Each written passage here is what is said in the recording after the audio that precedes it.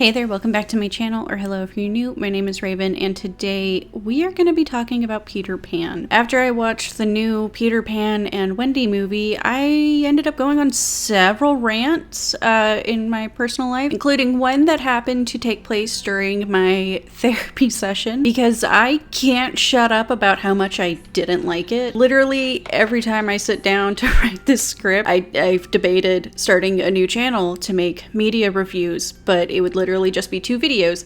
How much I hated Peter Pan and Wendy and how much I hated Wednesday. I have a lot to say about both of them, but I don't think that's enough to go off of for an entire channel. Now, we're not going to be talking about the movie. We're just going to be talking about like my therapy breakthrough because of the movie coming out. We're gonna circle back to the whole screaming at my therapist about how they ruined the entire character concept of Peter Pan and the general plot in a way that made the live action Beauty and the Beast look almost decent. When I started to run out of breath, she asked me why Neverland felt so important to me, because it was too much to just say that I just like the movie. The first part of this required like no thinking at all. This story is important to me because Wendy gets to choose whether to accept the role of being the eldest daughter. As an eldest daughter that had very stereotypical eldest daughter experiences, seeing Wendy get to escape that pressure before being separated from her siblings to live in her own room as a young lady instead of a child felt very cathartic, even at a young age. But the question stuck with me, and after a few days I was able to come up with more parts to the answer. It wasn't just that Wendy gets to decide to grow up that was important. It was that all of Neverland gets to decide how to grow at their own pace. I'm not saying that makes for dynamic character arcs and moving plots, but compared to the real world where we live, that's incredibly rare. We live in a world that doesn't often afford people to grow at their own pace. As an adult, I often struggle with feeling like I don't feel grown up enough, but as a kid, I rarely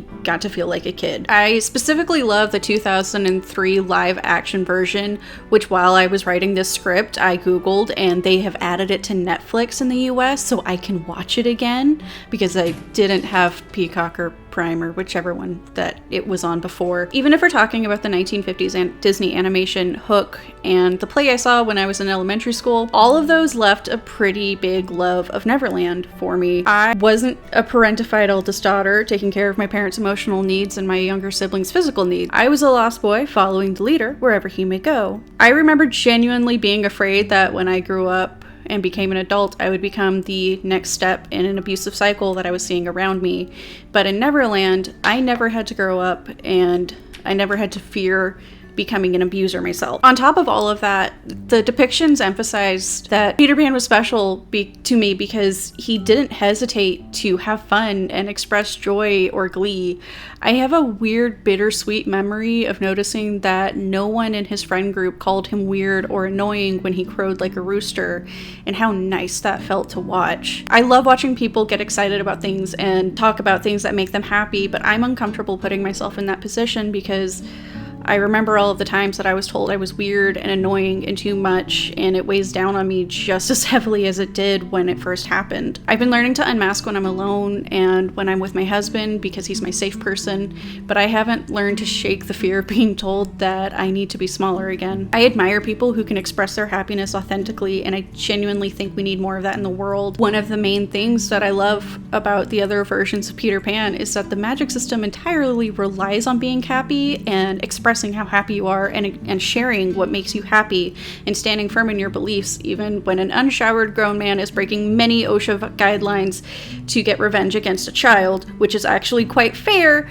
because I'm on Hook's side as far as his desire for revenge. That and every depiction I can remember shows mermaids as aquatic creatures that don't hesitate to drown people dumb enough to get close enough to be drowned. I think we also need more mer representation in our media. I don't have an actual ending for this since it's real life, and real life is messy and poorly plotted out and probably could use a draft revisal in a lot of areas, but I wanted to share some observations that I made so that maybe all of the ranting thinking I did about the new movie could be somewhat productive. It's not, but maybe not all of the energy went to waste. I'm going to continue working on projects that make my house feel like Neverland and Pixie Hollow, and probably watch the good live-action version of Peter Pan way too many times. I hope you're having a wonderful day, or that tomorrow is better. Please hit subscribe if you like cozy chaos, and let me know if this hit on anything for you, or if you have any thoughts on this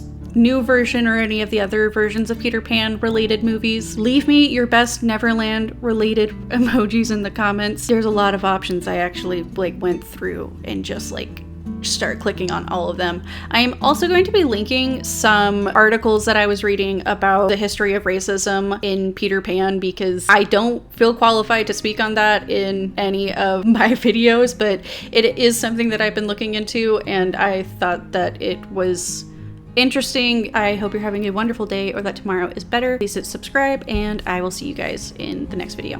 Bye.